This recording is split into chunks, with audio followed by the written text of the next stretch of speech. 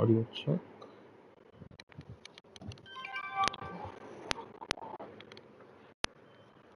Audio check.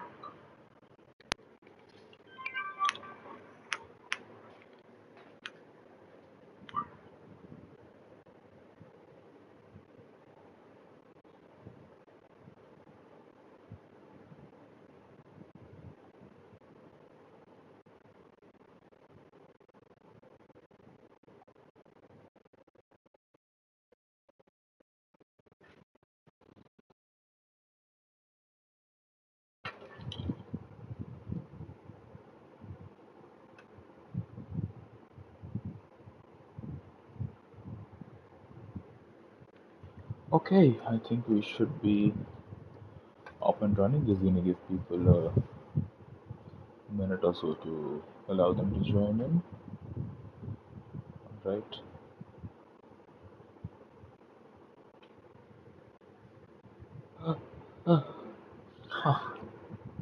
For a moment there, I thought I was gonna sneeze. Good morning, good afternoon, GMS. Bringing a wet livery to the race. I'm very keen to see from the liveries. You are especially pretty um, creative with your liveries, so I shall set up the stream here and we will have a look at the grid once we have people joining in. It's a 14 driver grid, so just gonna hold on. Hello, Dijkstra. Welcome to the stream. I don't believe I've ever seen you joining the live stream, so welcome, a very warm welcome to you and to everyone else who's joining in. Should we wait? I think we can get going.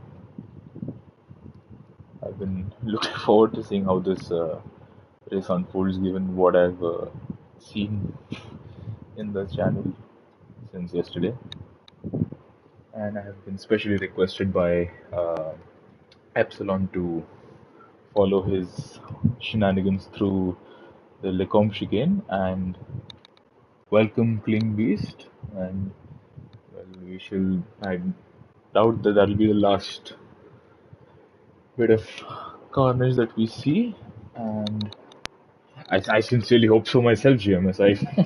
I'm touched wood, I haven't faced any issues since for a few days, so I would hope the same continues on right now. And yes, after Lecom, all right. Epsilon Delta. That's a nice YouTube username, by the way. I am assuming those are all Greek symbols. So one of the Greek symbols, no, Greek, that is supposed to be Greek. Okay, I think we have waited a few moments, so I think we can begin. Well, alright then. Let me do once again, the very awkward intros that I do every time. So, good morning, good afternoon, good evening to wherever you may be in the world. Welcome back to Aero League Racing. This is season 19 of the Gr3 Monday Championship. This is the Tier 3 White Division, and this is round 7 around wet Spa-Francorchamps. For once, I think I didn't make a mistake there, I didn't slip up. But nonetheless, we have 14 drivers with us today on the grid, and leading them away will be Vic. So this is a very wet Spa weekend, so you can expect to see exclusively, I think, wet, or if somebody is brave enough to use them, intermediate tires throughout the course of the race, sprint and the feature race. So let's have a look at the grid order and the tire situation, and then we shall go racing. So Vic leads the way. I believe this is Vic's first race. I don't believe I've seen this name previously in this tier. So unless somebody's changed their username, so well done to Vic on pole position. D-Dubs is P2, a very good qualifying by D-Dubs. I usually see him occupying what seems to be like P somewhere between P11 to P9 positions most of the time. So it's a pretty good quali by him. Dijkstra in P3 in the Audi. JMS in the special livery, and I can see the bumper sticker there, the special livery number 404 ALR Alfa Romeo car. Behind him is Goose in the McLaren, Goose 87. Rocket, after a few races away, I think is rejoined. He's in P6. Cherry in 7th. Ningen in P8. Ningen is the reserve, has joined pretty recently. Turbo Boy in 9th in the Peugeot, and Kling, who I believe missed the previous race, and he was a championship. I think he is still a championship contender. He is in P10, so it's not the ideal starting position for Kling, and as he's, I think, not very happy to remember the fact that he has been the owner of the very first crash, so I will be looking out for that. Sapper in 11th with another striking livery as usual. He's got a very nice livery, I must say. Deco in 12th, quite a few places behind his teammate. GMS is 4th, I believe, so yeah, GMS is 4th. Deco in 12th, Epsilon 13th. Thank you, Epsilon, for uploading the replay. And I don't know what's happened to A, but it seems to be a very not the most ideal starting position, starting down in 14th place. So the Lamborghini is locking out the back row, and from what I can see, it's only A who has opted to go for the intermediate tires. So 3 Peugeots on the grid. Well, I'm this is Turbo. This is Vic. So it is 2. It's not 3. Yeah, it is 2. Am I making a mistake? You know, it is just the 2 Peugeots here, but I think this person is new. So let's have a look. We shall get underway right about now. Well, absolutely, Kling. The season is long. There's still possibility for anything to happen. Let me have a look at the standings for the previous race, because if I look at the standings for this race, I'll get a pretty nice spoiler pre-steward standings. So we have Deco, who is currently in 12th. He has a 22-point lead over Kling. Kling himself is down in why can I not find Kling? Kling Beast. What am I making? He's P10. Yeah, I think I went by his name twice here. So the 2 championship protagonists, the guys who are P1 and P2 in the standings, are 10th and 12th on the grid. Well, let's find out. Spa has always proved to be very memorable, and as we head into La Source, it's bound to be interesting. 1 light, 2 light, 3 lights, 4 lights, 5 lights. Lights are flashing for somebody as well. I think that's P4, and it's lights out, and away we go. It seems to be a good start for Wix, a good start for D-Dubs as well. As we go towards the source, I am assuming we're going to see some amount of carnage into the first corner. Vic has got a pretty good start and has gotten away without much issue. And for the most part, everybody looks to be getting away without any trouble. I'm assuming Kling has had his mistake here. Let's have a look. Oh, this is just a normal turn 1 shenanigans, and there's a little bit of a tap by Sapper and Ningen, I think that is. But up front, what a perfect start for Vic. And Kling telling me to get ready. Dijkstra's got a great start as well, up into P2 and ahead of D-Dubs, GMS, and alright Kling, I shall have a great look. Whoa, what's happening there? Oh, and there's an unfortunate victim there. Kling Kachao A has got a penalty. A lot of chaos has unfolded as we go through the up Eau Rouge and Gradium for the very first time. Let's have a look. So up front you can see Kling, there's Vic leading there. Now we are spectating Kling, and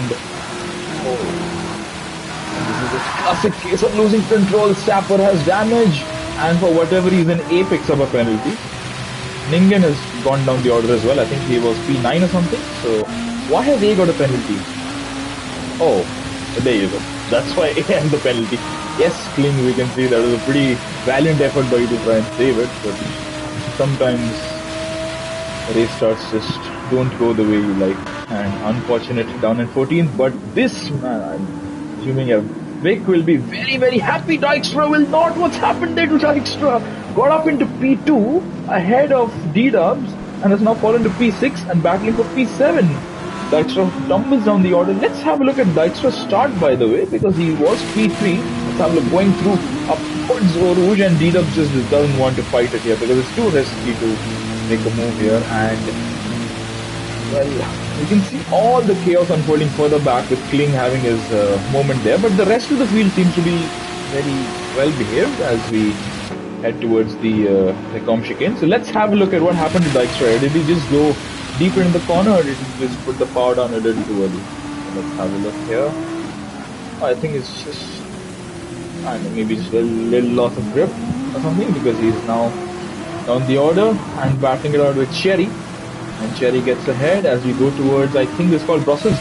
Epsilon has gone from the back, I think he did specify that. He started 13th. Epsilon. Yeah, Epsilon did start 13th. His teammate A was 14th. A further back as a penalty, and over here Epsilon, what a fantastic start. You can see the extra head and driving without TCS. Well, in that case, I must say it's a pretty brave of you to do that, because I wouldn't think anybody would have wanted to risk driving without TCS in the rain. So well done that you're able to keep it in a straight line for any amount of time, let alone for quite a few corners in a row. Epsilon, what a fantastic start. P13 to P6. Rocket, I think, has stayed where he was, and look at this. We have a battle brewing. It's not really a battle here because JMS has managed to find a way past D-Dubs. And what's happened? Why does D-Dubs have a penalty? It was there fair enough. I don't think I'm gonna criticize the game for this time around, like how I did last week at Monza. But there you go, GMS is up into P2. If I'm not wrong, he started in 4th, so it's a pretty reasonable start by him. But what a start by Vic. Comfortably leads and just doesn't seem to be feeling the pressure from anyone around him, because nobody is around him right now. GMS is a few car lengths behind. D-Dubs does not seem to be having a very nice time. Goose is I think just not able to make too many inroads. He will make inroads once the D-Dubs does his penalty. But yeah, I can see Dijkstra saying that it was faster without TCS, so it's pretty interesting to see that. Oh, never mind. Well, it just happens to be the moment I switch to the driver that I was talking about. There's a big spin, and that is why I think we don't drive without TCS in the rain at Spa. Whoa, that was A and Kling getting very close. Sapper. Deco has slowly managed to claw his way up the field, and well, GMS, I think we should wait, we should see, because Goose with his magic wipers will definitely be. This time around, he doesn't have the wipers enabled. Alright. So, the one race where you would expect the wipers to be enabled, Goose has turned them off. So, it's just go against the flow. Do whatever he doesn't do, as Martin Brundle once very famously said. Goose, very well done. Your wiper strat will live on an ALR legend. For the back, somebody is trying to make a move. Is that Turbo Boy trying to make a move on Deco? So, these guys have not had the ideal start. D-Dubs has had a pretty shocking start to the race, and somebody has a penalty. I think that's Turbo Boy for a small track limit extension. That's Ningen, sorry, behind Turbo Boy. So, trying to find a way past the Peugeot. I don't think he'll be able to do it on this occasion. Going up the hill, Oruj and Radion. Slides around a little bit, does Ningen, but still, I think seems to get through without issue. Left the service penalty later on in the lap, not right now. Sapper's, I think, fallen down one or two places. Kling has not had a very ideal start whatsoever. But yeah, this is seeming to be a pretty interesting start. Whoa, what's happening here? Epsilon up to P4. Did he make a double overtake? No, he was already past Cherry. So Cherry gave him a little bump there, bump drop. That's gonna really help out Epsilon. Maybe not really, because he would be a little distracted there by having to deal with some extra speed in an already tricky braking zone. But nonetheless, Epsilon is in P4. He started in 13th. Rocket now down to P6. Won't be very happy with that. D-Dub is looking for some momentum and trying to regain all the position that he's lost. Epsilon is one place away from the podium. He started second to last. His teammate is having a pretty disappointing race himself. So where is A? Yeah, A is here. Dijkstra after that spin is... Oh no, Epsilon, no. I'm not looking forward to seeing that part of your sprint race, but it is 7 laps. This is the longest track on the F1 calendar. Is it the longest track in GT7 as well, apart from the long Route X? I think it is. So this is a pretty long circuit, so we're going to see just 7 laps of Spa. Let's have a look how they go as Epsilon goes slightly. Yes, indeed. Spoiler alert there. Epsilon, what a drive up the field. I sure hope nothing catastrophic happens in the next, I don't know, 5 laps or so. Somebody's gone a little wide. There was that Rocket. Epsilon losing the rear end slightly. Cherry just getting a little bit out of shape, but seems to keep it under control. Vic is having the time of his life. Those are pretty cool wipers, by the way. both directions, they go both ways. Goose, I think, is just wanting to maybe settle into a rhythm, or is he just wanting to get after JMS? I think JMS is a little more in control. I think the McLaren may be a little more difficult to drive right now. Alpha is a pretty settled car. I had driven it for one season last time around. So, yeah. Oh, never mind. Oh, yeah, Nürburgring. Yeah, my knowledge sometimes seems to be very limited to the little bit of knowledge I have of F1. I just tend to use that everywhere. So, my apologies. This is not the longest track on the calendar. This is one of the longest, and we can see some chaos going on for the back there between A, Kling, and Sapper. Sapper's going down the order. He'll not be happy with that at all. And lap 4, alright. I don't think Epsilon will be very keen to see that. Kling will be hoping to gain some time on, well, all the time that he's lost in that opening little skirmish. But seems like everyone is just wanting to keep themselves on track, because the conditions are pretty dire right now on track. It's very, very problematic. And Epsilon, I am assuming you are a fan of the red team in F1, because that is a statement that all the fans of the red team, myself included, say year on year. Well, I'm very keen to see what happens here with Epsilon. It's still a lap away, but I'm keen to see how the chaos unfolds. Cherry will be very keen to, I think, get ahead of Epsilon, which I'm assuming could be happening in a few moments' time. Deco with a good start, up from P12 to P8, slowly and steadily making his way up the order. And yeah, I think it is only JMS with the hazards on here. So just letting others know, be careful.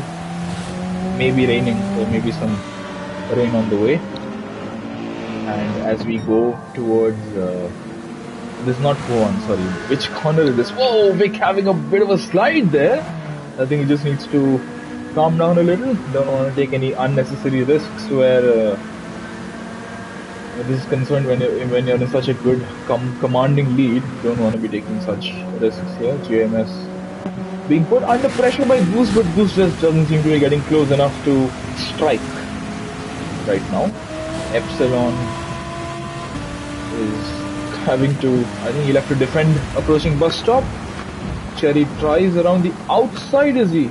I don't think he'll be able to do a whole lot, because Epsilon will defend it. And as we go towards the source to start lap 4 of the race, yeah, I think Epsilon will hold on.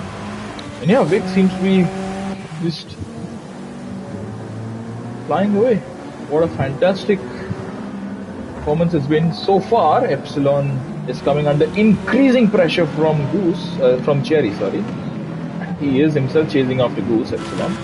So let's have a look going up through Uruj and Radion. Maybe let's have a look from Cherry's perspective. Cinematic camera, we can see the Lamborghini ahead.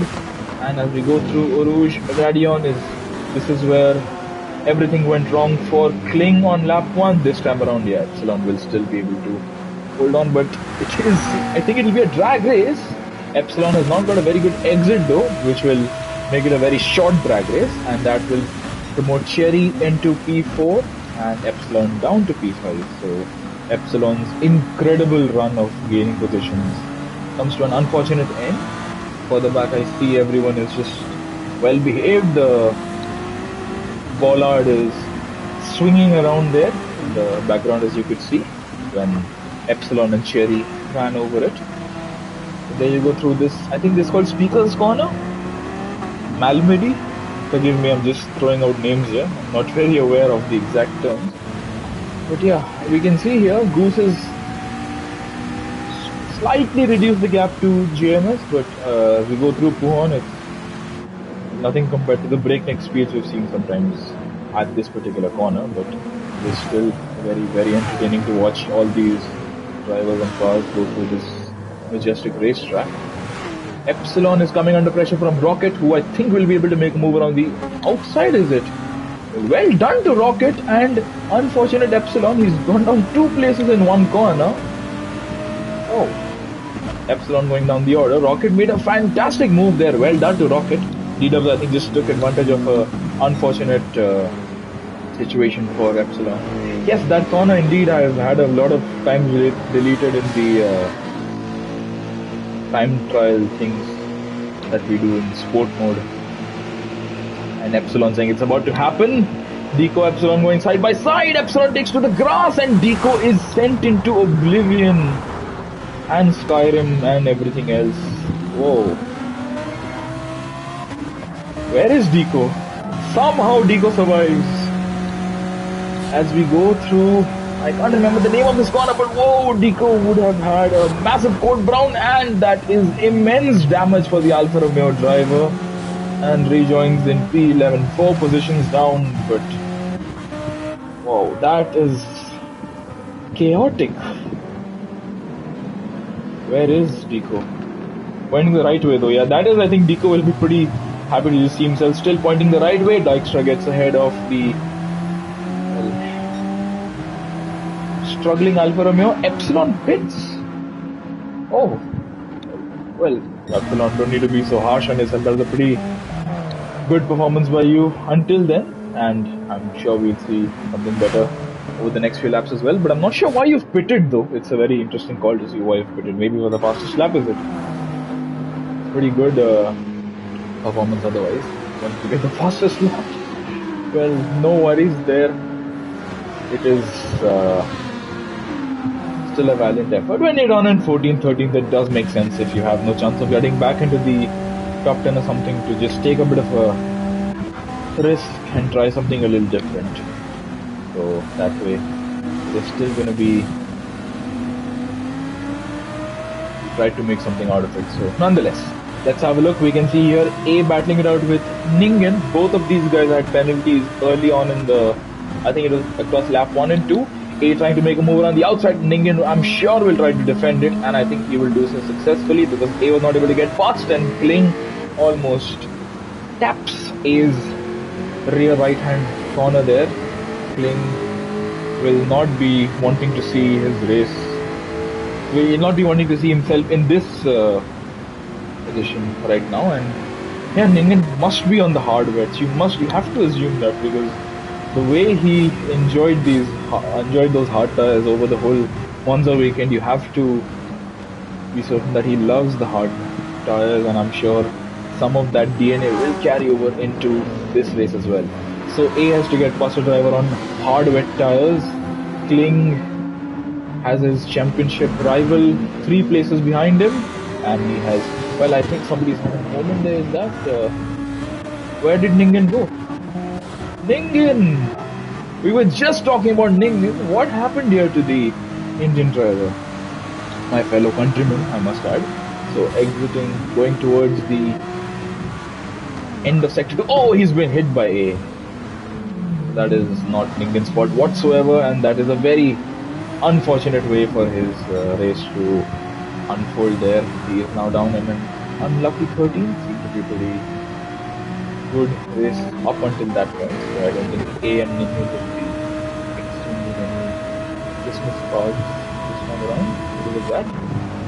Let's see. Up front, Cherry is getting ever closer to Goose, who has fallen away a little bit from the back end of JMS's car. Vic, well, there is no doubt in my mind that Vic is going to just take the win here.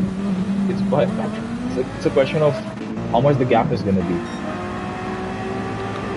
Rocket chasing after Cherry, Cherry chasing after Goose as we go into Lesor's turn 1. Are we going to see some aggressive moves further back?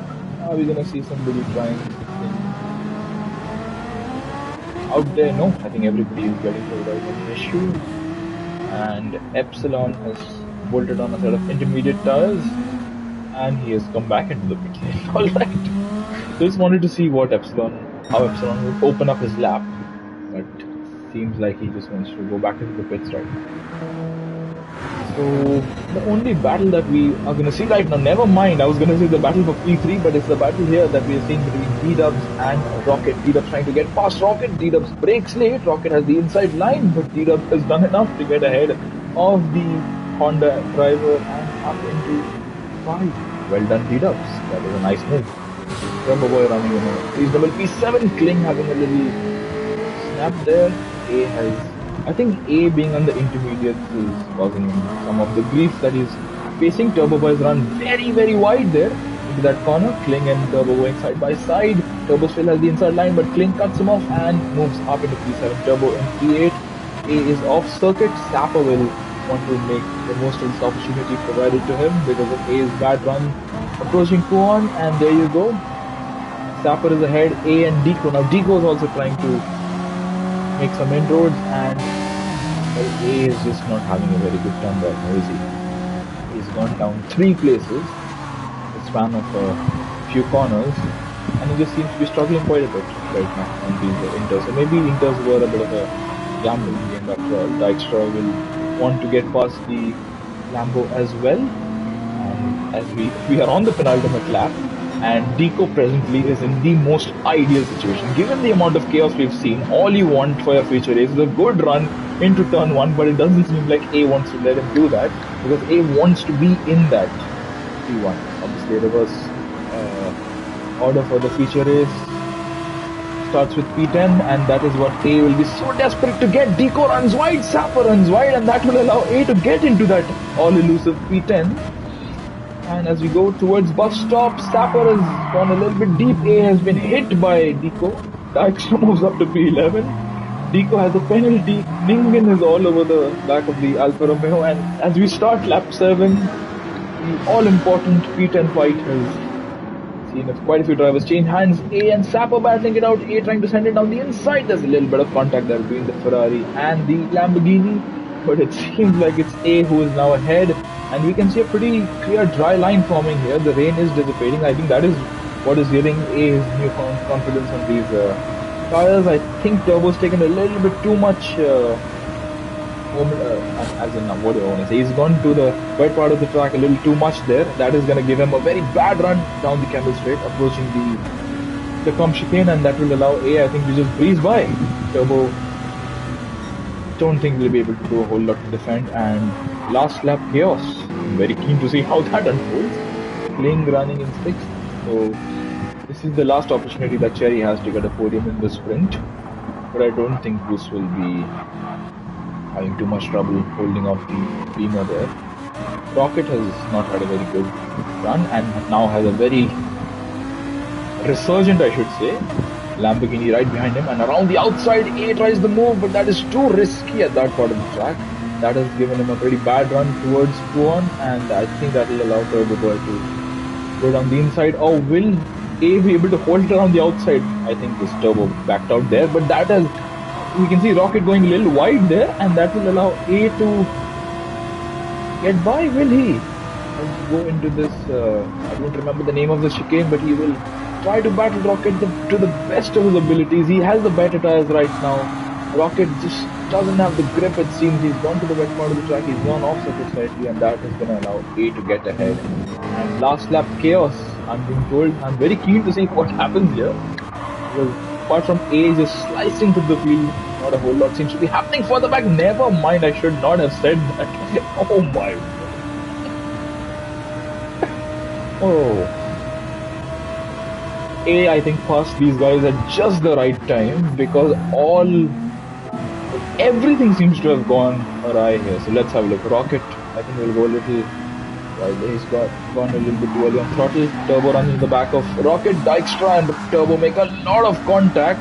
Rocket and Sapper breezes by all of them. Sapper was running 11th, so I think he will have the best view of what's happening ahead. So there we can see Rocket going off. Turbo, he collects Turbo.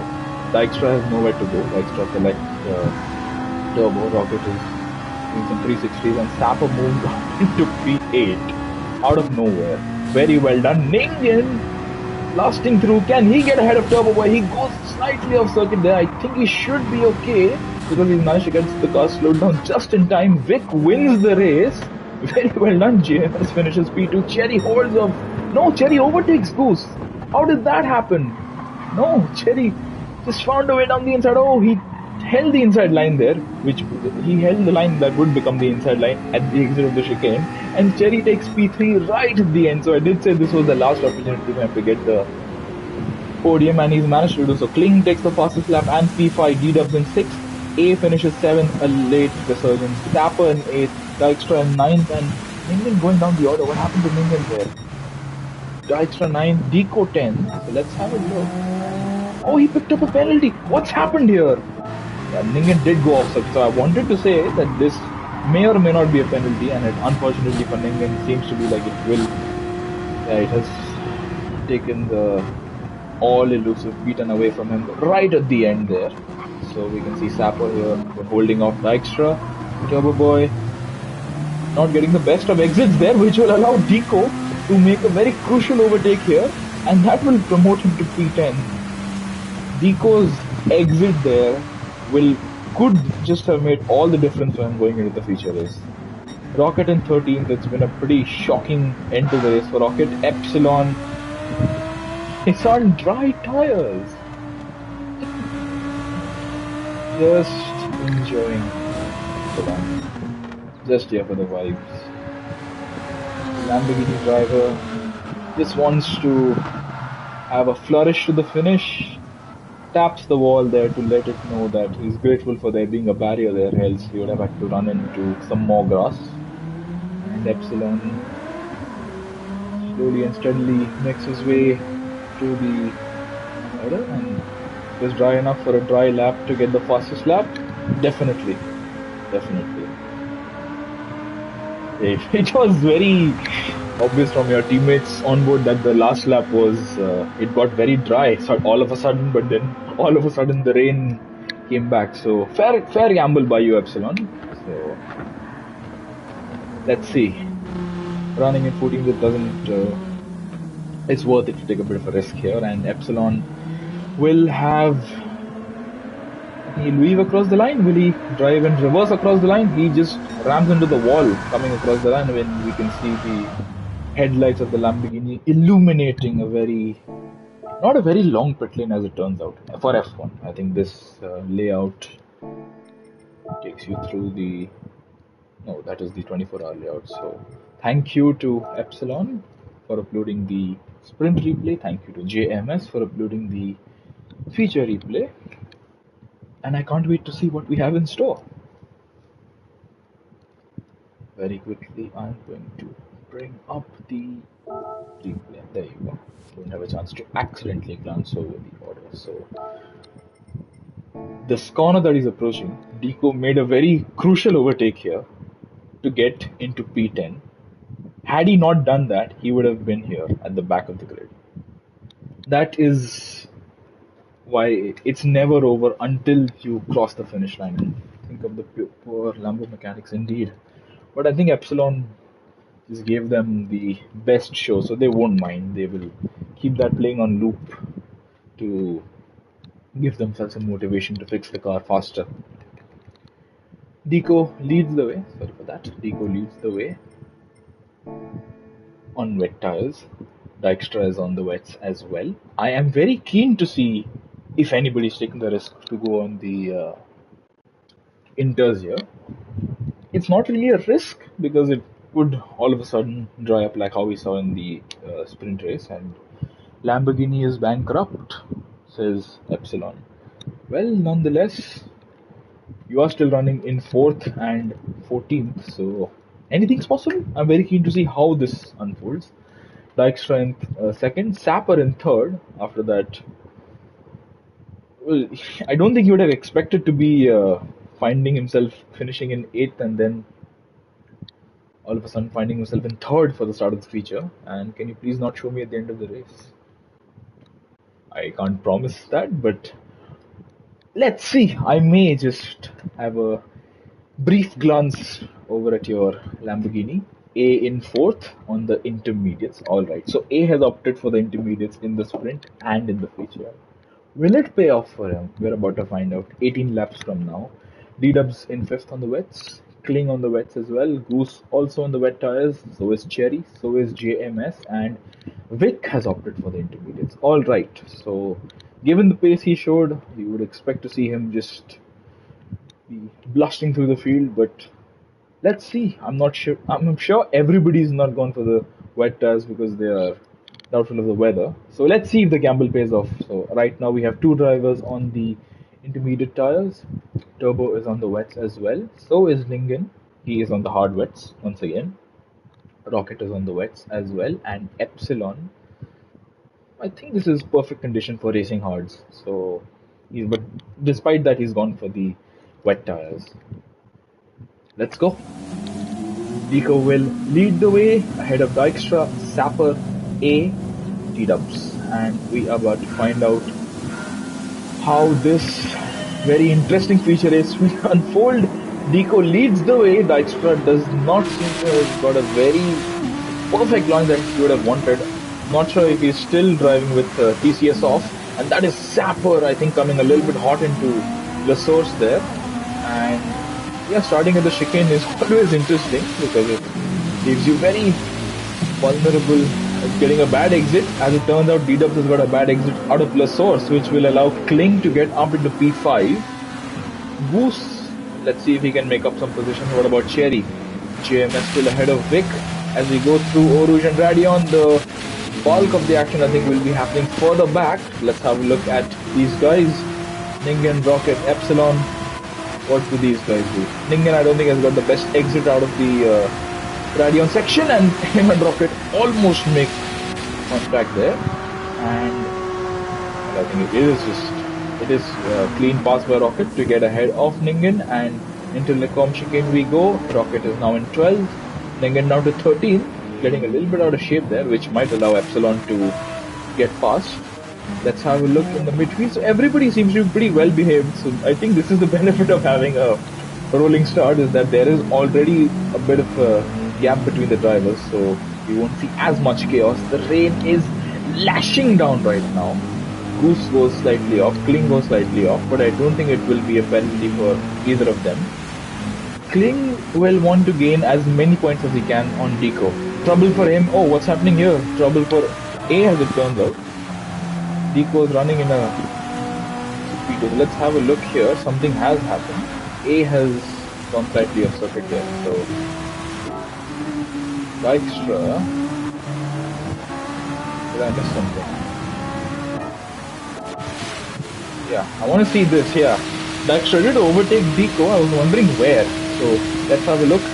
Going towards Lecom. How late is Dijkstra going to brake here?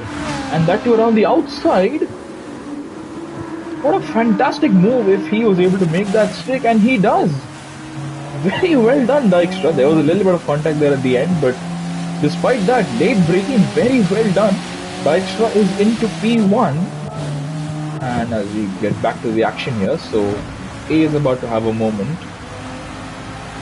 And that will allow Kling to get a lot closer. He won't be close enough to make the overtake right now, but he will, I think his eyes will be lighting up with seeing that mistake from A. So maybe the inters are just not particularly good right now. How is Vic faring? Vic is also not tumbling down the order. He has stayed where he was. He started P10, he is still P10. But it is not the correct tire, I think, to be on right now, given the intensity of the rain. Kling has such a huge train behind him, and well, that's just not what you want to see as you are going towards the run up to the bus stop chicane. You have 5 cars behind you, all so eager to be in the position that you are right now. Dijkstra ahead of Deco. Can Deco do anything about it? Can Sapper do something about taking Deco's position away from him? What about Kling and Goose? Are we going to see Goose make a move on the Jaguar driver? Are we going to see D-Dubs and Cherry battle it out? Epsilon has not Epsilon, sorry, that's A, has gone very, very wide there. Cherry makes his way past D-Dubs, so does JMS. JMS makes his way past Cherry as well. JMS has gone from P9 to P7, and that is the perfect switchback. The perfect switchback. I don't think JMS could have asked for anything more. Alpha now up into P7. Goose battling it out with Kling. A struggling all the while. And yes, very, very nice move. And it might not be over yet, because we may still be seeing some defense, some aggression from JMS. The Alpha is a very well settled car, so you'll likely can expect to see it give its drivers a lot of comfort in terms of how much they can push the tires and the car. GMS has got a decent run out of Radeon, but Goose has got a great run compared to what Kling has. Kling, I'm sure, will hold the inside line. Goose will go for the outside. Can he do what Dijkstra did a lap prior? I think he may not have to, because he's already ahead by the time we get to the chicane.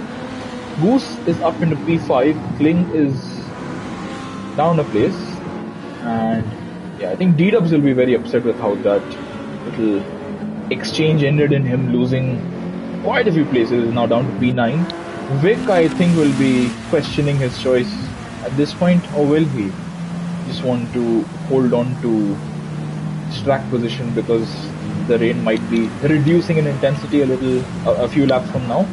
Let's have a look. This is an amazing battle. Amazing to watch this. 5 cars all chasing after A.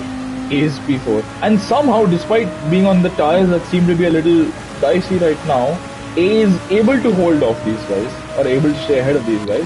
Although I don't think that's going to be the case for too much longer, because Goose, without his wipers for once, is on a roll.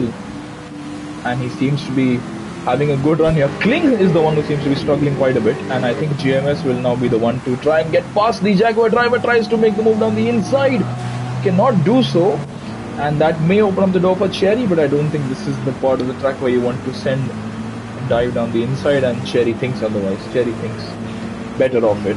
D-Dubs and Vic is getting overtaken here by Turbo Boy. Rocket is not too far behind himself, and yeah, I think something happened to Ningen. We can have a look in a moment's time. Rocket goes wide here. This is not what you need to see. And yeah, fair enough. I don't blame you. And we can see here. Let's have a look what's happened here. A has got another bad exit, has he? Through this double left-hander. Oh, I can't remember the name of this corner for the life of me. Oh, what's this corner called? I've run so much comms for Spa and I just can't seem to remember the corner name right now. A goes wide through that left-hander. Goose makes the move at the bus stop and he gets ahead of what seems to be a struggling Lamborghini on intermediate tires. Putting the power down, Goose will still be ahead, although A is right there. He could still try to trouble Goose for a few laps, a few corners here. A brakes late, and I think that is a little too late, is it? As we exit the source corner, and as it turns out, A has got the perfect exit and is back into P4. Goose now at P5. Look at this train! Incredible! Goose will lead the way up through Rouge and Radeon, but look at that, the number of cars that are behind him, just so eager, so desperate to get past him. It's now Kling who's found his way past Goose, and Kling will be wanting to continue with that momentum and get ahead of A down the inside of the bus stop chicane. Kling is 7/10 up, but will it be enough to get past A? There is a little bit of contact there, Kling versus A. Goose can see all this unfolding ahead of him, and behind him he can see GMS, who just has a little bit of contact with his McLaren. GMS and Cherry make contact. D-Dubs looking to get involved. Thank you, Tier 3 White. Action is never an issue with this tier. Kling is trying to find a way past A, and I think he will be able to do so. They were side by side through that right-hander, and Kling gets ahead of A. But do not discount A here. Despite tires that seem to be not best suited for the conditions, he still seems to be having a pretty good run of it. Goose and GMS battling it out. Cherry, D-Dubs, Turbo Boy. Well, you just don't know who is going to be in what position at the end of any given corner right now, because people just seem to be so close to making an overtake here. And yeah, definitely by the looks of it, I can expect to see a whole lot more chaos going on. And this is the battle for P4. This entire train is the battle for P4. I think it goes down all the way to P11. A is fast in the rain. Yeah, indeed. He's doing very well. I think the rain is a little too heavy for the intermediate tires, but he's doing very well to hold on to whatever position he is in and still hassle those around him. Kling, I think, has managed to break free of A. So it's now once again A and Goose who are going to be battling it out. JMS has Cherry for company. A has gone very, very wide there, and as we go towards the bus stop. Are we going to see A and Goose swapping positions? A, I think, is able to carry a little bit more speed there. Goose has been cut off there by A switchback. JMS has once again gained a position at the bus stop. Very well done. I think he's very comfortable making the moves here, and we can't blame him. The Alpha is pretty handy here. Let's have a look in these conditions. JMS trying to find a way down the inside. He and A made contact, and Sherry, who has just been a spectator for most of this battle, go ahead of him. Now he finds himself ahead of Goose. He is in P7. He can see JMS being held up a little by A here. And if JMS does not get a very good run here, Sherry could get the perfect run and be able to get past the Alfa Romeo. He has got a pretty good run, but Goose is right behind him on his tail. Are we going to see a little bump draft here? Sherry helped, I can't remember who it was in the sprint race, giving them a little bump draft, but Goose with the slipstream gets ahead of Sherry before we reach the Lecombe chicane, and I don't think it's just Kling who was looking behind all the time. It is myself. The L1 button on my controller is getting a lot of action right now.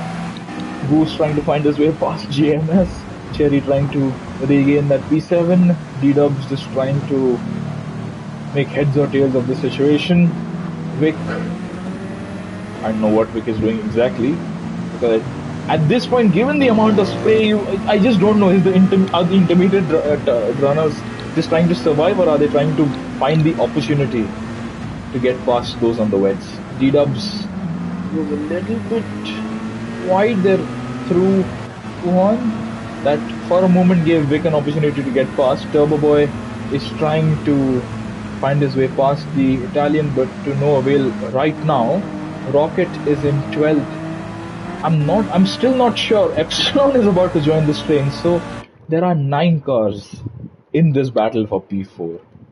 In itself, that is a very crazy thing to say. Never mind. It's now become a battle for P3. Deco is a few cars ahead of Sapper, who seems to have fallen back a little.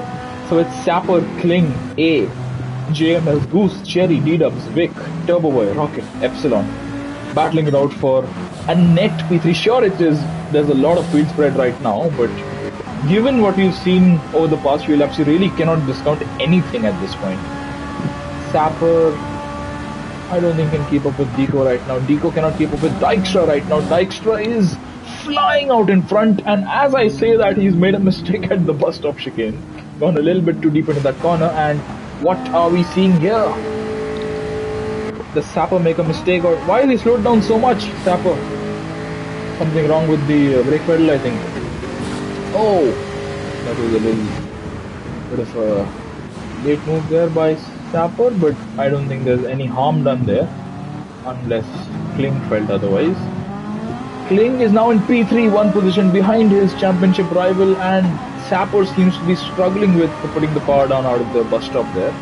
So tires obviously are in pretty good condition. I'm keen to see what strategy, if at all, these guys decide to do, because you could in theory do a bit of fuel conservation at an ideal time and just not have to pit at all. Given what you can see here, the tire wear is pretty non-existent right now.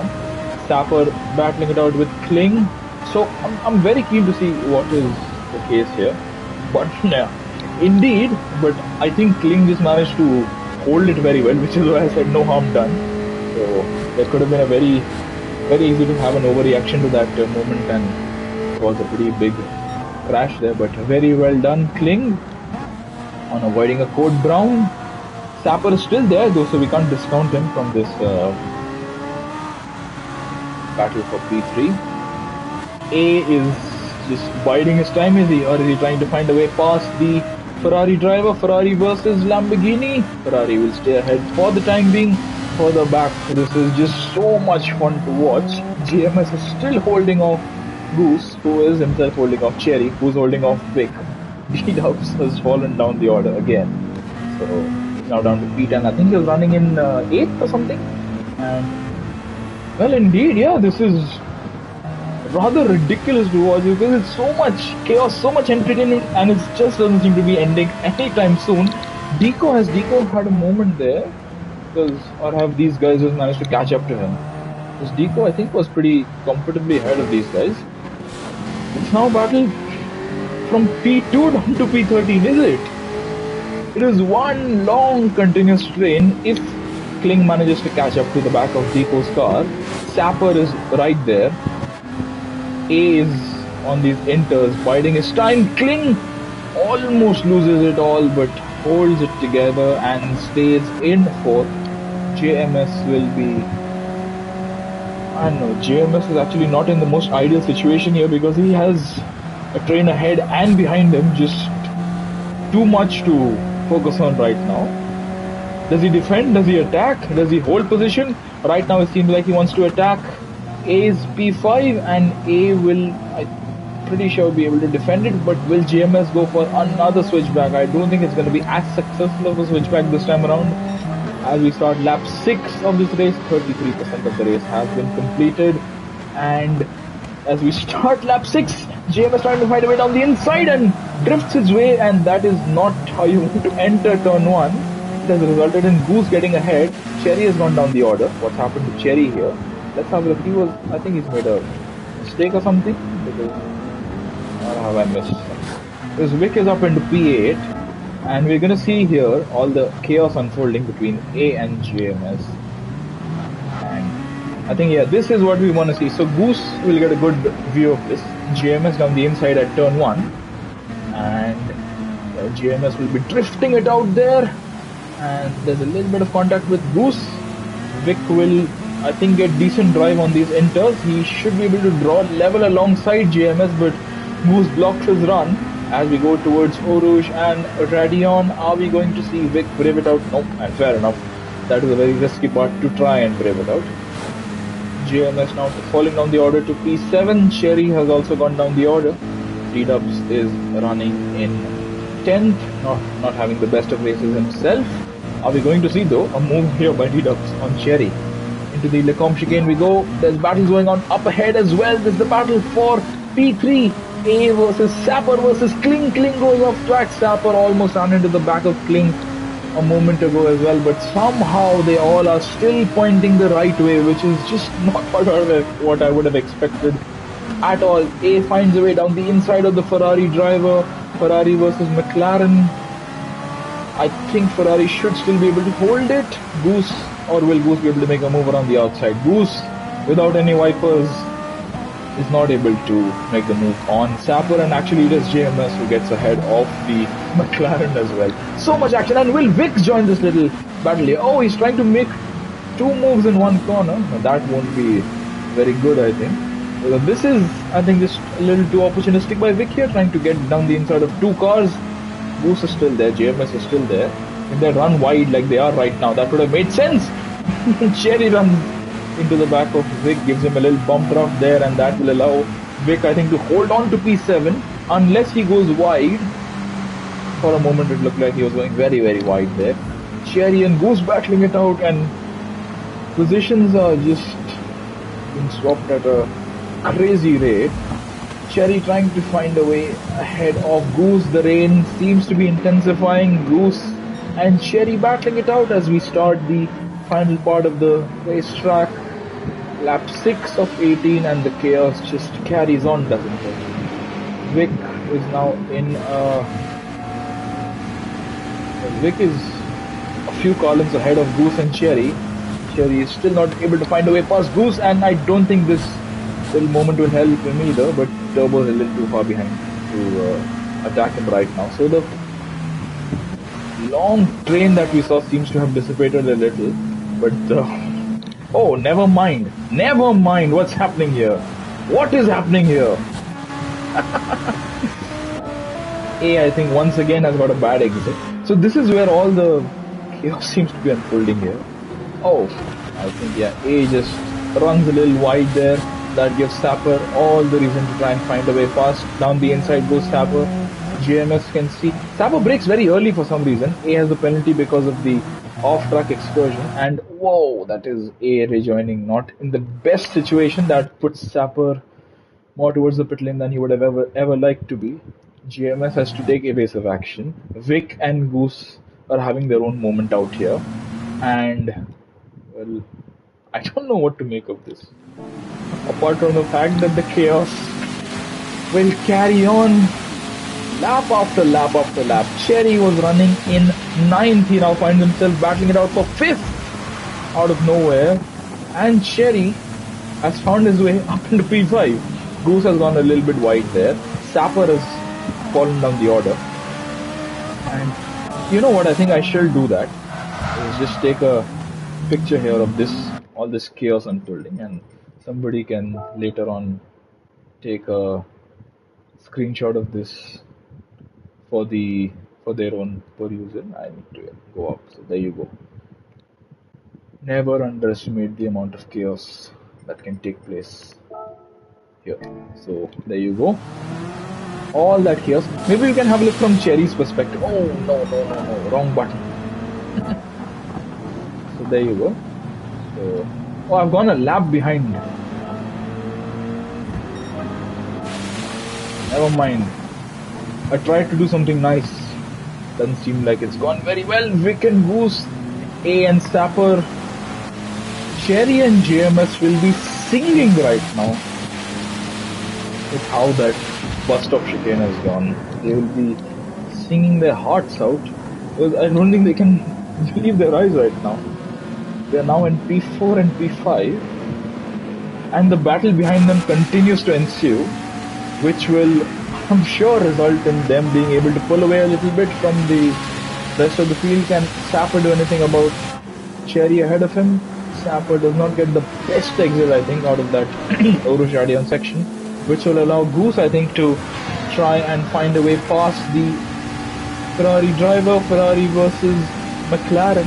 We saw this last season in F1. We're seeing it right now in front of our very eyes. Goose has the inside line, Sapper has the outside line. Sapper may have the grip, but I think Goose will be able to find his way past. Vic, who was doing so well in the sprint, just, I think, is completely out of touch with the leaders right now. He is a long way back, but he is still in the mix. Don't discount anyone at this point. It could still be anyone's race. Turbo running in 9th, D-Dubs in 10th. A had the penalty because of that moment there, and not seen Epsilon in a while. Epsilon is, I think, this perennially been at the back of this train. I don't think he has the confidence in the car or in the tires to find a way past these guys. Rocket, I'm just noticing this, has used up quite a bit of fuel right now. A has gone wide, which may allow Rocket to find a way past the Lamborghini. I don't think he will. D-Dub's trying to find his way past Vic and Turbo, who are battling it out now. Sapper is a few car lengths ahead. He can see all this unfolding behind him. Ahead of him is Goose, JMS and Cherry now battling it out. And I think JMS should be able to hold on. Dykstra is having a nice time out in front. Eco has broken free of Kling. Kling can, I think, is being put under distant pressure, is that it, from JMS and Cherry. Goose, well, he may be able to do something about the two ahead of him. Sapper is not having a very good time. He was running in 3rd. He's now down to 7th. Vic himself, I don't think, is having a very good time. The Italian in the Peugeot running in P8. Turbo in 9th, and we are about to start lap 8 of 18. So it has been a very chaotic race, and I think I should take a moment to point out that this is not even in half race distance right now. So the chaos carries on, and I think we are about to see a battle here between A and Rocket, is it? No, I think A is ahead of Rocket.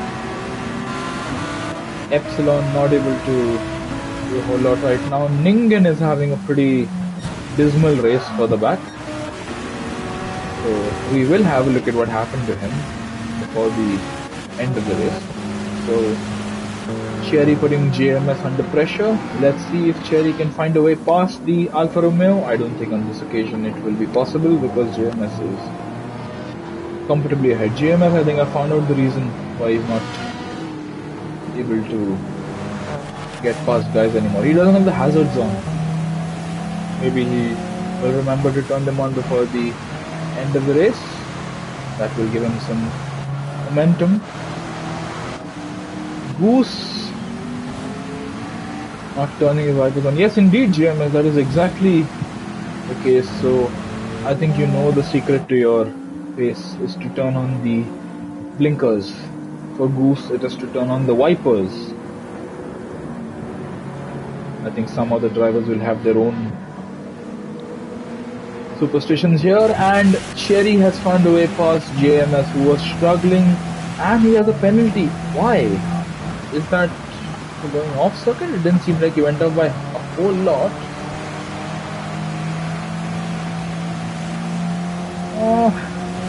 I'm not sure if it's for this off-track section or for the previous one, but nonetheless, GMS now has a penalty to serve, and this is the worst part,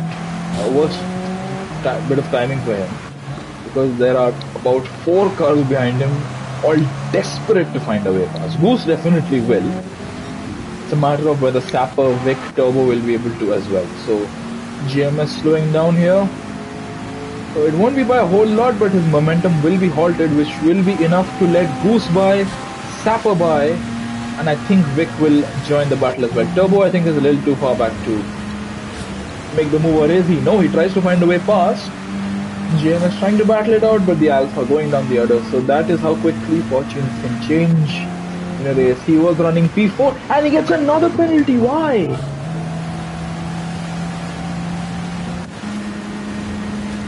Why are the GT7 lords so upset with GMS right now? Oh. That is due to racing. So I'm not sure why the game has awarded him a penalty for that. There you go, GMS has had a short span of time, and yeah, that is just not the ideal way to go about it. Drifts into turn 1 once again. A is now at the back of D-Dubs' car, and D-Dubs swipes across. I'm not sure why that happened there. Was there some contact between A and D-Dubs as we go through Evolution Radion for the 9th time in this race? The battles carry on lap after lap after lap, and that is JMS with the penalty. He's trying to get past Vic. He is gonna get past Vic. Will he be able to get past Sapper as well? What about Goose? Can Goose get past Cherry? Can Kling make some inroads on Deco? Can Deco do anything about Dykstra, who has not given him a lot of airtime because he's just been so dominant out in front? Sapper and JMS. JMS has gone down the order once again.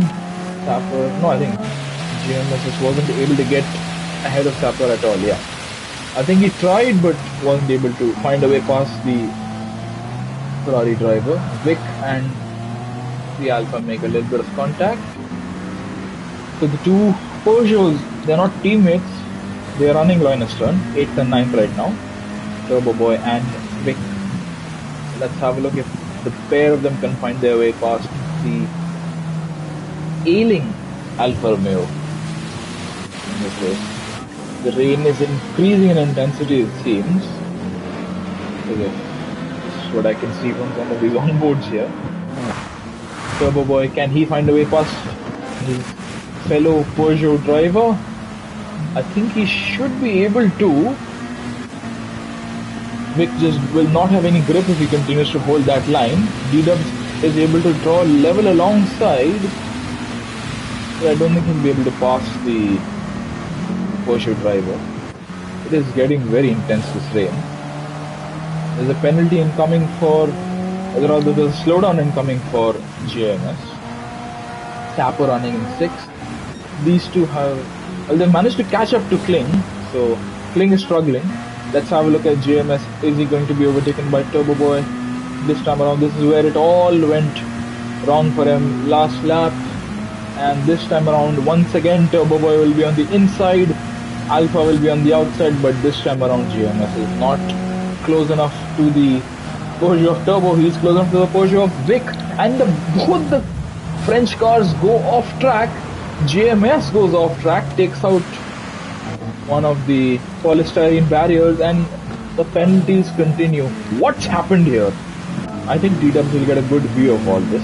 So GMS slowing down. Turbo and Vic getting past. Turbo and Vic will go wide now. And yeah, I think GMS not having a very good middle part of this feature race. Vic gets a penalty. Turbo does not. And the chaos continues to unfold. Rocket runs into the back of D-Dubs. A is just trying to make heads or tails of the situation after himself having a lot of problems. And we have Venki saying, I'm lucky with pens. Venki, are you Vic? Well, actually, anybody could be the one suffering from penalties because I've seen a lot of them being dished out right now. What is happening? D-Dubs has gone down the order. He was running 9th. Let's see what happens here. As we go into La Source, that's the car on the very outside that we need to look for, D-Dubs. And that is GMS down the inside, and it just can't find a way past. Alright, D-Dubs falling down the order. Oh, Ningen, I should have made that judgment. I was just trying to figure out who that might be. I should have seen that from the name itself. Hello, Ningen, welcome to the chat. Very nice to have you in the chat with us. Vic has a penalty. D-Dubs down the order. Rocket and Vic battling it out.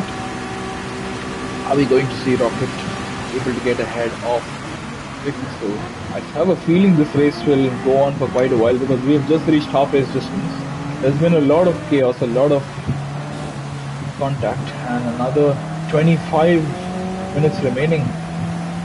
That is not including the times I decide to rewind. I am going to have a look at Epsilon for the final few laps. I'm going to have a look at what happened to Ningen earlier on in the race, why he's so far behind the rest of the pack. And I hope I've captured most of the action in the midfield. I would really not want to rewind for any reason here. So, Cherry Kling doesn't seem to be having a particularly nice time. Yes, that is the reason. Monza was the defining moment which has resulted in you being named the official hard tire runner in this particular division. Kling is not having a very good time, and considering the championship situation, it is not the best time to not be having a very good time. I hope I'm making sense because I can just hear myself speaking. It just sounds like I'm saying random words in English here and there. Kling struggled with pace in this part of the day. Yes, but I think we are about to see quite a few of you pit for fuel. So I'm keen to see how that goes when people decide to pit, because I'm sure at this stage people are not going to be able to get to the end, including somebody who has a little bit more fuel, such as Goose right now, because Goose has a little bit more fuel compared to the likes Cherry and Kling around him. Deco also doesn't have a lot of fuel right now. Dijkstra, I don't know. Will people be pitting, or am I just making an assumption right now? Again, a wrong assumption that people will be pitting. I'm sure they have to, just not enough fuel. Especially these two will have to pit. Sapper coming under pressure from Turbo. I was about to say, let's have a look at the Ferrari and Porsche's fuel levels. Turbo makes a move at a very unlikely part of the track, and I shall give him the liberty of getting a cinematic rewind here. Turbo Boy, a great part of the track is used to make a move. Sapper backed out, and Turbo with great overtake.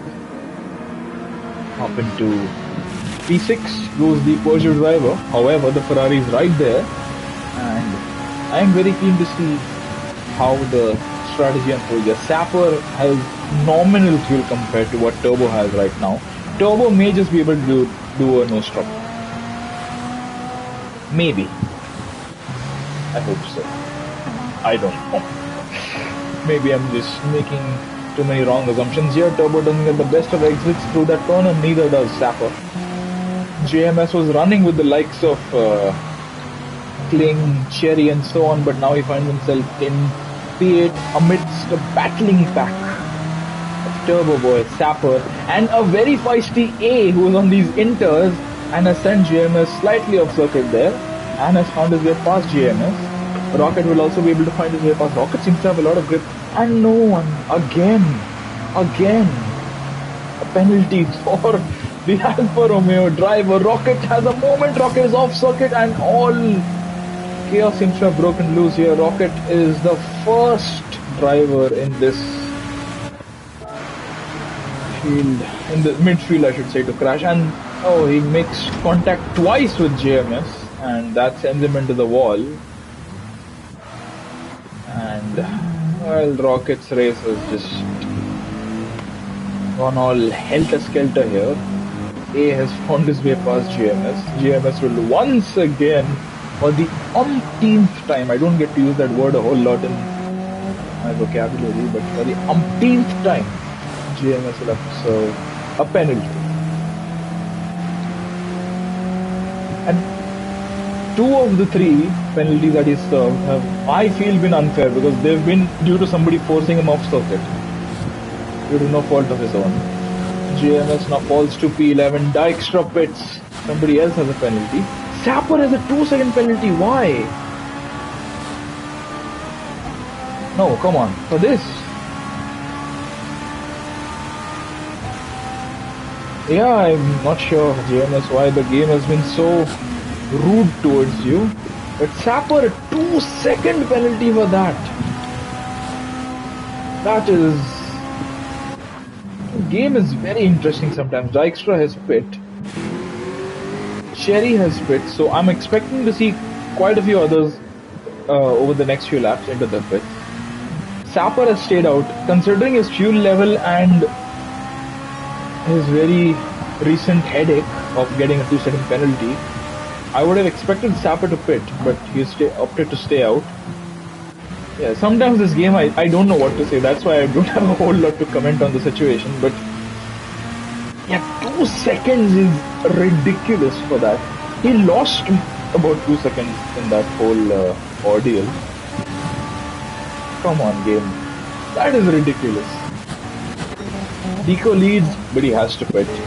So does Kling, Goose, Turbo, I'm sure won't be able to get to the end with this amount of fuel. Sapper, oh, it is very, very problematic. Absolutely, I will be having a look at your race, Megan. GMS has to pit. Epsilon, well, I'm not sure what Epsilon, has he saved that much fuel that he's been... I think Epsilon can get to the end without pitting again. I'm not sure what Epsilon has done here. GMS saying, oh no, what's happened? It resulted in an oh no situation for GMS. Dykstra pitted. Dykstra has half a tank of fuel, which surprisingly is just slightly more than what Epsilon has right now. If Epsilon can manage to stay ahead of Dykstra, don't discount him. A little bit of fuel conservation here and there can bring him almost level with what Dykstra is doing. Oh, alright, yeah. Fair enough, I mean 7 seconds is definitely an oh-no situation to have a look at. We will be having a look at that a little later on. Deco will be coming into the pit lane. I don't think it's enough to get ahead of Dykstra, who's driven a fantastic race right now. For once, I think there will be nobody complaining about the extra space. Maybe they'll be complaining about how damn fast he's been in this feature race. But great pace shown by Dykstra here. And Sapper has found the wall. I was wondering, I wanted to say we'll have a look at Sapper's perspective. So is he going to serve his penalty sideways? Slowing down. And what? Whoa. Why has this happened? Sapper finds himself in the wall with minimal amount of fuel. Deco is coming into the pit lane. Kling pits. Goose into the pits as well. Turbo has stayed out, so he is wanting to, I think, just run a few laps in clear air, wanting to make the most of the clear air opportunity that he has. GMS pits. Epsilon, I'm very interested to see what he does. a little bit of fuel saving here and there could really see him nab a very, very good result here. Dijkstra will be ahead of Deco. Or will he? Let's find out where will Deco emerge. Dijkstra's got a pretty bad exit out of the Lassour's corner, turn 1. And Deco emerges, well, actually quite a long way down the road from Dijkstra. Goose also a long way behind Deco. Kling had pitted. He is now coming under pressure from Cherry. So these guys have all pitted for fresh tires, I'm sure, as well. There's no point risking it out on those old tires. Cherry has got a very good run out of... Oh no! Kling is just about to cling on to the racetrack at that point. Whoa. So, going to Orion Radion. Kling has a huge moment here, definitely a code brown, but keeps it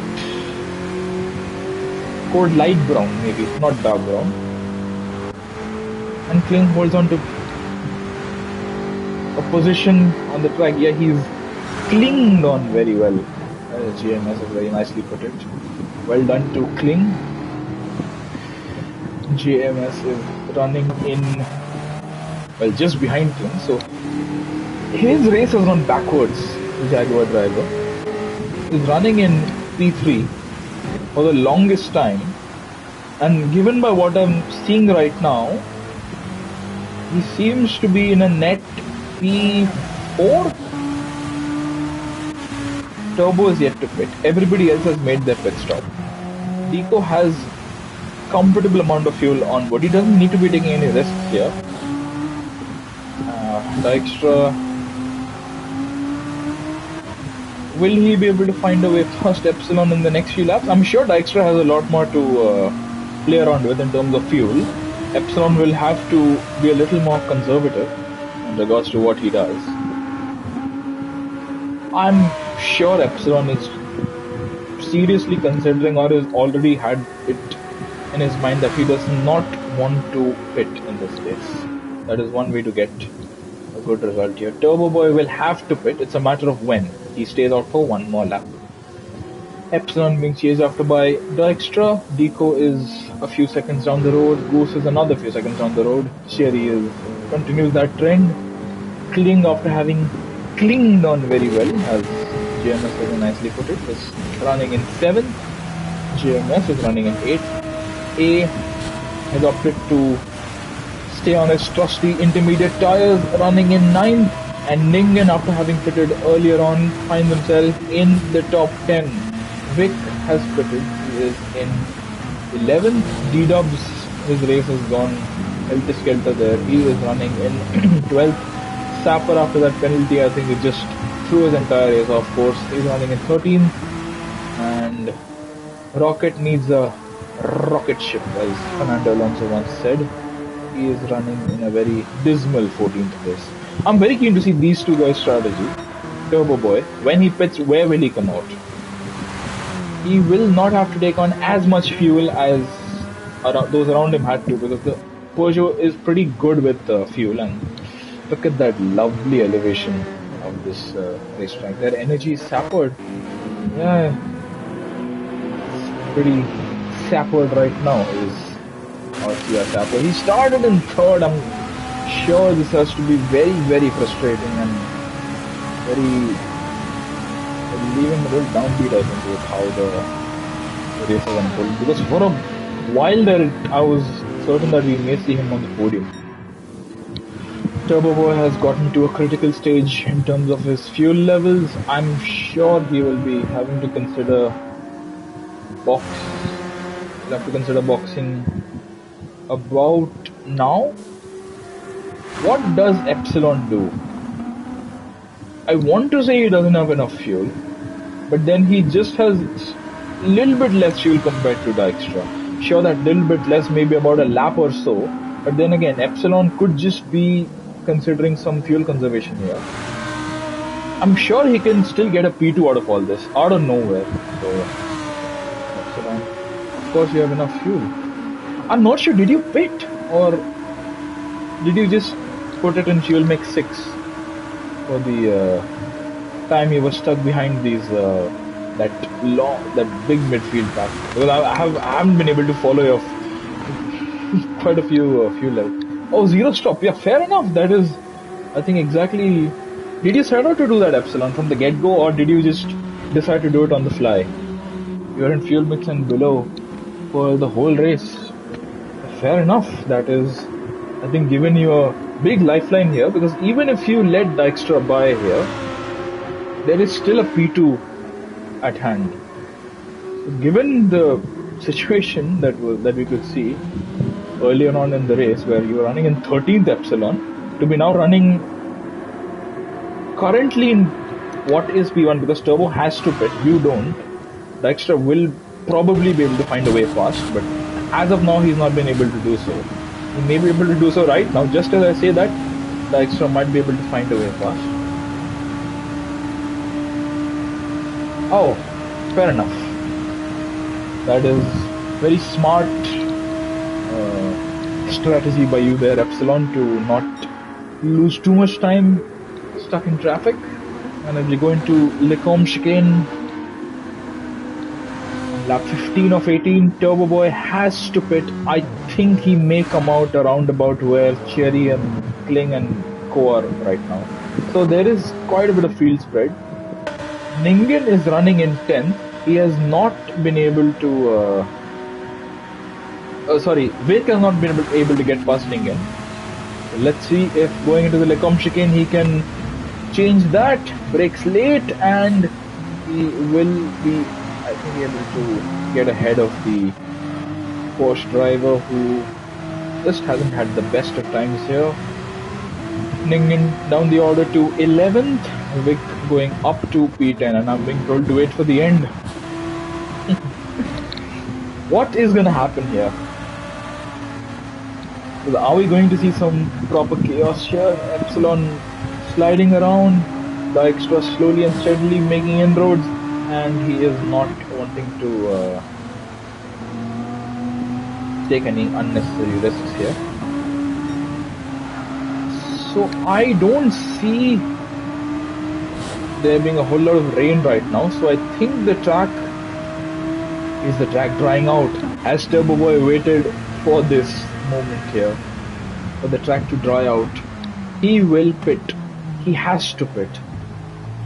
And well, that is a very interesting way to put it, GMS, which now makes me very, very interested to see how these final 3 laps will unfold. Epsilon has gone deep into bus stop. Dijkstra will get a switch back.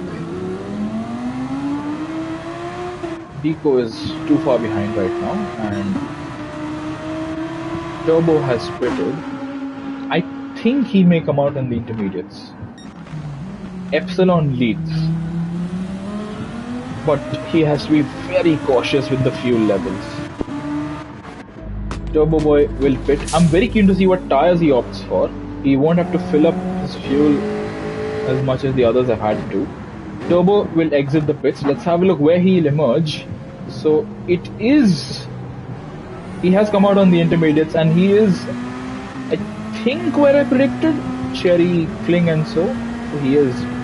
There's a car between himself and Kling, but there are 3 laps to go. Turbo Boy is on intermediate tires, which, given the current weather conditions, I'm pretty sure are the perfect tire to be on. Not a whole lot of laps left. Are we going to see Turbo Boy use that turbo in his name to try and blast past those ahead of him? The first of whom will probably be JMS. Look at that. 9/10, almost a second quicker. The track is definitely drying up here. Vic, unfortunately, I think has just been caught up in all the wrong parts of the traffic here. So has A, because they could have been where Turbo is right now, right with the wet tire runners. I'll just degrade at this point. Well, yes, as you can see here, it is still damp. People are having to go onto the wet parts of the track to keep their tires from drying out. Cadbury's wet. Well, yes, I think that is a sponsor for the next race, probably JMS. Cadbury, Hershey's or something. Maybe we can have a few Hershey's kisses on the rear bumper. Well, I think that may just invite people to tap the rear bumper every now and then. Let's have a look at this battle. We are about to start the penultimate lap. There are too many battles to follow right now. Turbo is running in P8, but let's see what he could do. I didn't realize how bad the tire were until I couldn't turn in. Yeah, your front right is not in the best of condition. I think fuel is, I don't want to say the least of your worries, but put Hershey in the same sentence that Calvin. Alright. I shall refrain from doing so. Maybe we could put chocolate sponsor at the back of the car then. The extra trying to find a way past Epsilon. He is trying to wait for lap 18. Yes, the track is in a pretty dire situation right now. Having to find a wet line to keep the tires from wearing out. Epsilon and Dijkstra very close to drawing the curtains on their races, but they managed to hold on. Epsilon, I don't think, wants to give this up without a fight here. Dijkstra has the inside line, he has the fuel level to play around with, and he finds his way past the Lamborghini driver. And up into P1 goes Dijkstra. Epsilon is sliding around. This is not what you need at a point where quite a few drivers are saying that there is tires made out of chocolate. Deco has a penalty. Why? Was it for going over limits at Orujadion? Oh, it had to be. Oh. This is a justified penalty, and maybe it's not harsh enough right now for Deco. He is going quick. This is the penultimate lap. So, and given that it's a 1 second, I'm sure Goose will be able to get ahead of him. What about these guys? Cherry, Kling, Turbo. Turbo got past GMS. Oh no, yeah, Turbo did get past GMS. Who is struggling right now? You can see Inter runners are having the time of their lives. GMS is just defending with all his life. Vic and A battling it out. And yeah. Indeed, but I don't think the game is as consistent with giving out the 1 second. GMS going so wide, taking to the grass, playing a little bit of farming simulator. Vic and A battling it out in towards Puan we go, and are we going to see Vic dive down the inside? There's a little bit of contact, but A I think will just about be able to hold on to that position behind Vic. And the two Italians battling it out. A is now in P9, Vic is in P8, GMS has gone down the order to P10. Ningen, well, not having a particularly good time himself. What about those up front? Deco with his penalty. Let's have a look if Goose will be able to get past him. How far ahead of him he'll be able to go. Deco slowing down and Goose breezes by. Goose will be quacking with joy. No, honking with joy. Tough quacks. I think JMS nicely pointed that out to me a few races ago. Goose will be honking his way to podium, but it's not over yet. It is the all-important lap 18. Look at Epsilon's tires. Goose, Deco, Cherry. Oh, Cherry and Kling battling it out. Cherry is struggling with tires. Kling is struggling with tires. There is a whole lot of chaos I think that's about to unfold. The Inter runners are going to have the time of their lives. Turbo tries to make the move around the outside on Cherry, and I think he will be able to do so without any issue whatsoever. As we go towards Ohuj and Radion, look at them in the middle of the lap. I will be looking at the tire situation. Deco has found his way past Goose. Goose went deep into turn 1. That's pretty much the one thing that he did not have to do into turn 1 at a point where Deco had the penalty. Dijkstra leads. His tires are not in any better condition himself, but I think he's got just enough of a gap to hold on. Epsilon will be really struggling right now. Deco and Goose will be having a battle all the way to the finish. Goose has a little bit less fuel to play around with, so maybe we won't see as aggressive overtakes as we would expect to see from the McLaren driver. Epsilon will be just desperate to have the finish line appear as quickly as it can, but unfortunately for him, this is one of the longest racetracks in the world. Goose gets past Deco, who is struggling with grip. Goose has slightly better tires, or I think has the same type of tires right now. Deco's fuel light has come on. Epsilon has gone very, very wide there. That will allow Deco and Goose to get past. Epsilon now falling down to P4. Turbo Boy don't discount Turbo Boy here. Epsilon sliding around. Look at his rear right. There is no grip in that tire and is wearing out at a rate of knots. Dykstra just has enough tires. Deco and Goose will be, I think, able to finish on the podium without any issue, because Turbo Boy is still a few seconds down the road. Although there's no telling what's going to happen here. Watch now. Oh my word. Look at your rear right there, Epsilon. That is, I don't think you want to look at that right now. Oh, that's, my word. Contact, tires gone, and a flourish. Oh, why is Epsilon in 14th? Wait, what's happening? There's been a bit of a glitch there, I think. We'll have a look at that in a moment. Turbo Boy hits Epsilon. Epsilon just disappears from existence. And there you can see just disappears outright. Goose and Deco. Deco goes wide. Very, very wide. I think I'm gonna give Dykstra a little bit of airtime here because he's received absolutely zero airtime from in this race. Deco's picked up a very problematic penalty here, but Dykstra takes the race when Deco has the penalty that will put him behind Goose in any case. But there you go. Goose finishes P2, Deco 3rd, Turbo 4th, and I am going to have a look at this because I have been heavily requested to have a look at this by Kling and by the Lambo drivers. So A and Kling battling it out, and oh no, last lap, last corner. There is contact between A and Kling. And Kling is ahead. A will be 6th. Vic and Cherry battling it out. Cherry picked up a penalty. So what happened here to Cherry? Why does he have a penalty? I think he just went off track.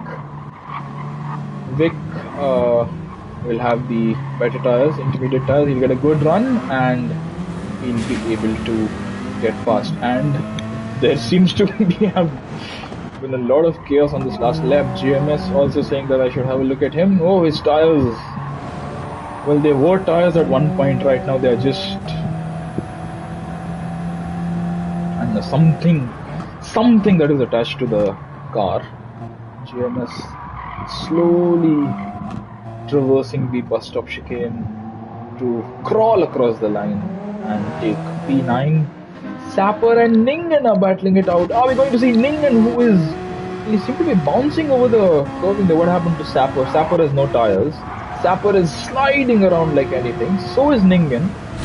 And Ningen is completely off circuit there. And once again, and now he's gonna go have a little bit of airtime here. Will he be able to find a way past the American in the Ferrari? Ningen versus Sapper. Ningen gets a penalty. Ningen is off circuit. Ningen will rejoin and he will not be allowed to because he's been reset to track. That was a monologue unlike anything I ever expected to deliver at the start of the race right now. Ningen slides across and takes P11. D-Dubs once again has had a race to forget despite a very good qualifying initially. Finishes in 12th position, and Rocket. He is on the inters, but he is having a very problematic time down in 13th place, an unlucky 13th. So JMS told me to have a look at the previous chicane. I will do so. Oh yeah, there you go. Previous chicane means this one, so let's have a look here. So the tires are already starting to tuck in for the night, pretty much.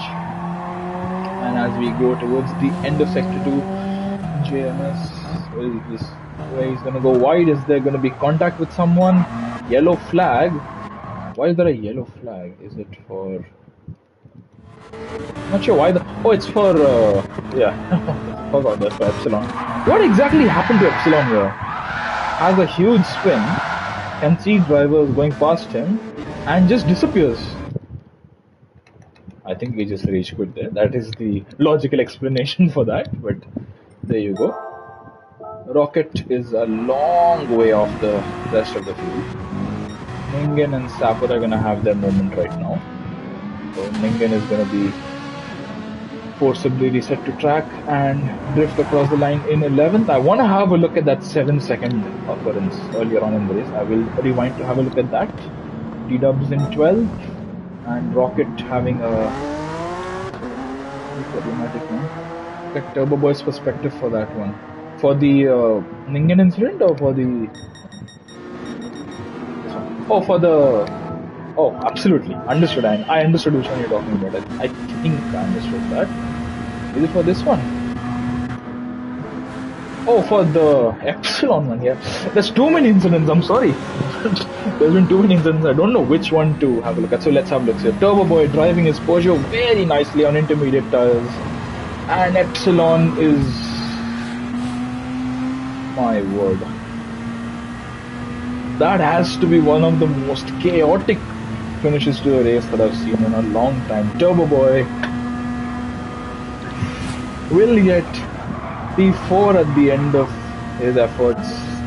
Well done to him. He was very close to getting P3 there. As you can see, Deco with that penalty and with no tires.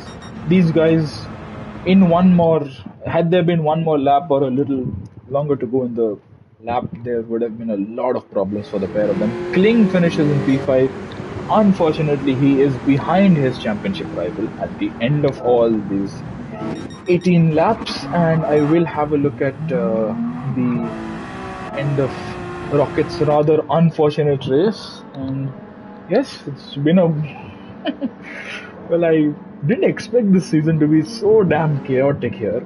Rocket is going to come across the line, and before we close out the stream, I am going to have a look at that infamous moment now, and bear with me. Let's have a look at Ningen. So already running in 14. Ningen, if you could let us know which lap that happens at, because I really want to know when that happens. You are on the wet tires, so how do you get 7 seconds worth of penalties? Which lap? Because you're still relatively close to the field. The 7 seconds is like a crazy amount of time. Oh, it's just looping around on the same lap. So, lap 1, is it? Look at the weather here, it is so good. Let's have a look. So Ningen having a very nice time right now. If he can just let us know. Lap 2, alright, so I was going a little optimistic there. Let's have a look. Was it the final chicane, yeah, it is the bus stop chicane.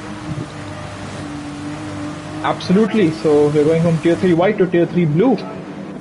Those of you who would like to, please do tune in. I'm sure that will be another very entertaining comm session. But before you do tune out of the stream, I would want to have all of you watch the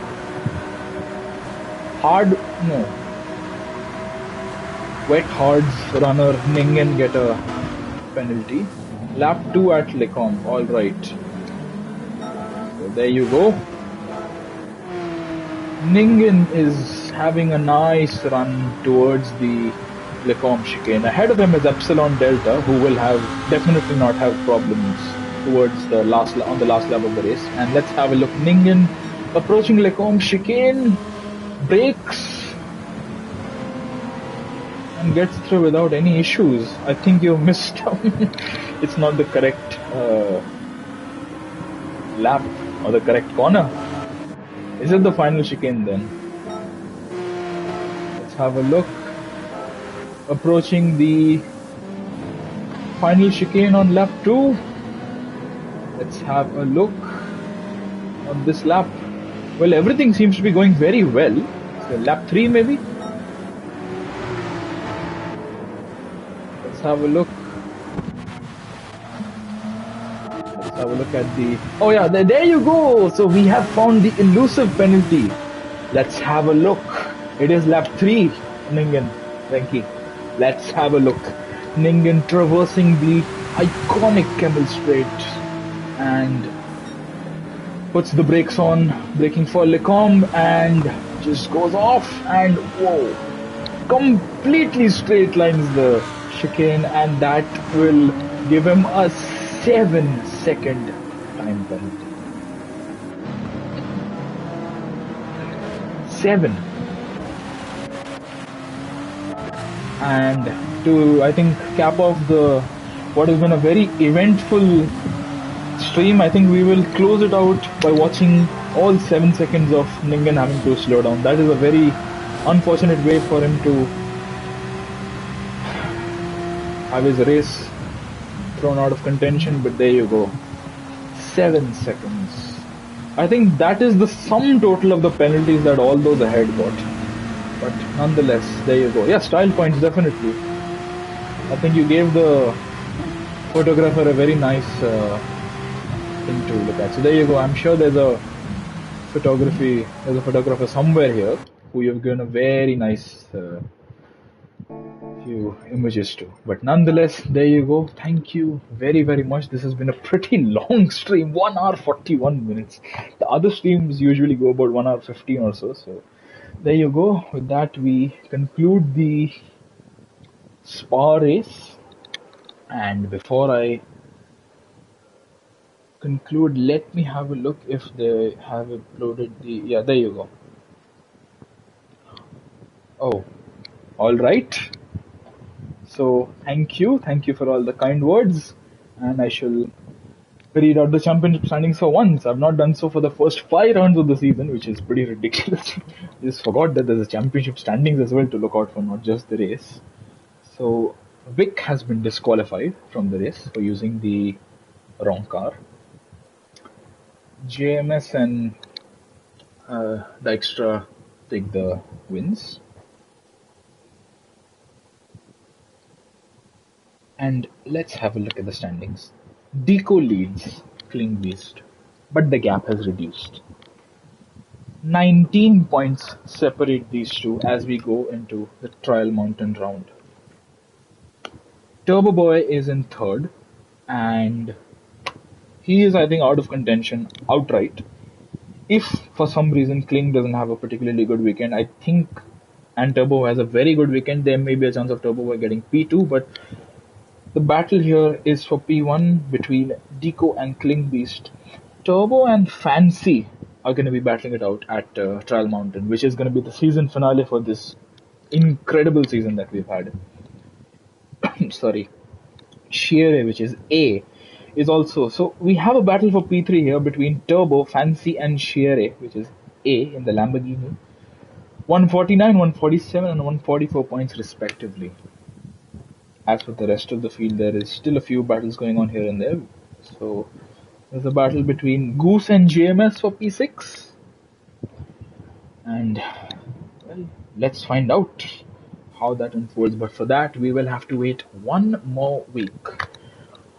Until then, thank you very, very much for tuning into this very long and very fun stream. Thank you very much. And yes, see you all next time around. See you at Trial Mountain. There will be no rain, but don't let that fool you into thinking that there won't be any chaos. Expect the unexpected at Trial Mountain, and we shall see you next week. Until then, thank you, take care, and bye-bye.